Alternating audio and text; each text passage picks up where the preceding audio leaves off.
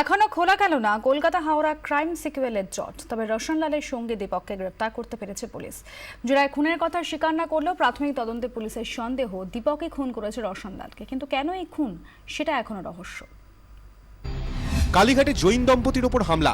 শনিবার হামলার সময় রোশনলাল বাদ্রিয়ার সঙ্গে ছিলেন আরও একজন। প্রত্যক্ষদর্শীদের কাছে এই তথ্যই পায় পুলিশ। রবিবার হাওড়া গোলাবাড়ি এলাকার গেস্ট হাউসে রোশনলালের দেহ উদ্ধারের পর ঘটনা অন্যদিকে মোড় নেয়। এই গেস্ট হাউসে তো চেক ইন করে রোশনলালের আরও এক সঙ্গী। সে কোথায় গেল? ময়নাতদন্তের রিপোর্ট জটিলতা আরও বাড়িয়ে দেয়। রোশনলালের পাকস্থলীতে বিষ মেলে। তবে কি রোশনলালকে হত্যা করেই পালিয়েছে তার সঙ্গী, নাকি রোশনলাল আত্মহত্যা করেছে? তদন্ত শুরু করে পুলিশ।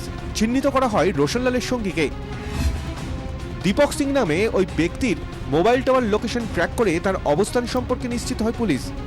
পুলিশ জানতে পারে পূর্বা এক্সপ্রেসে দিল্লি যাচ্ছে দীপক। দিল্লি পুলিশ এবং রেল পুলিশকে সতর্ক করা হয়। দিল্লি পৌঁছানোর পরই ধরা পড়ে যায় দীপক।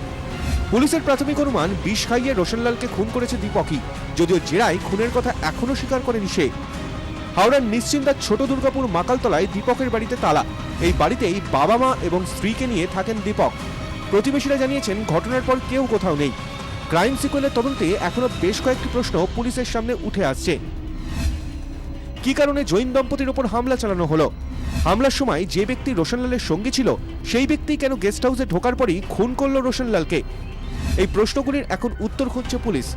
ব্যুরো রিপোর্ট, 24 ঘন্টা।